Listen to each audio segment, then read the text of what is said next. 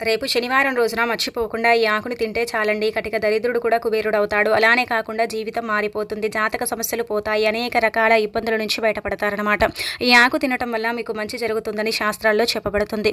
ఈ ఆకు తినటం వల్ల ఆయుష్ పెరుగుతుంది. అలానే కాకుండా అన్ని విధాలుగా కూడా బాగా కలిసొస్తుందన్నమాట. ఈ ఆకుకు అంతటి పవర్ ఉంటుందని మనకు పురాణ గ్రంథాల్లో చెప్పబడుతుందండి.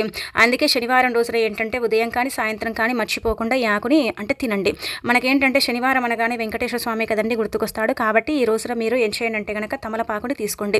తమలపాకుని తీసుకొని మీరు సాయంత్రమైనా సరే ఉదయమైనా సరే దీపం పెట్టిన తర్వాత స్వామివారి పటం ముందు ఏంటంటే చక్కగా తమలపాకుని పెట్టండి. తమలపాకు ఏంటంటే కనుక చాలా మంగళకరమైనదండి, శుభకరమైనదండి, శుభాలను సూచిస్తుంది. ఇలా తమలపాకుని పెట్టిన తర్వాత ఆ తమలపాకులో మీరు ఎంతైతే తినగలుగుతారో అంత బెల్లం ముక్కని పెట్టండి. అలా పెట్టిన తర్వాత దానిపైన ఏంటంటే కనుక ఆవునేతిని పోయండి.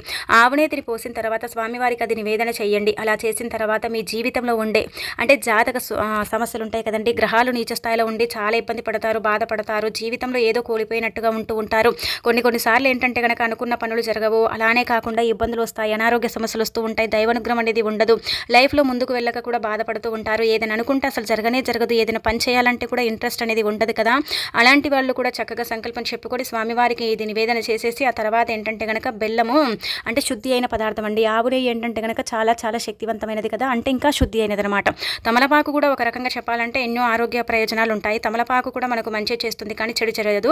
అందుకే బెల్లము, తమలపాకు, ఆవునేతి లేకపోతే 2 చుక్కల తేనె కూడా వేసుకోవచ్చు. వేసేసిన తర్వాత మీరు చక్కగా స్వామివారిని తలుచుకుంటే ఇది తినేస్తే చాలండి, ఆయుష్ పెరుగుతుంది. అనేక రకాల సమస్యలు, ఇబ్బందుల నుంచి మీరు బయటపడే అవకాశం ఉంటుంది. కాబట్టి రేపు శనివారం తిథి రోజున ఖచ్చితంగా తినండి, ఇంకా మీకు తిరుగుండదనమాట.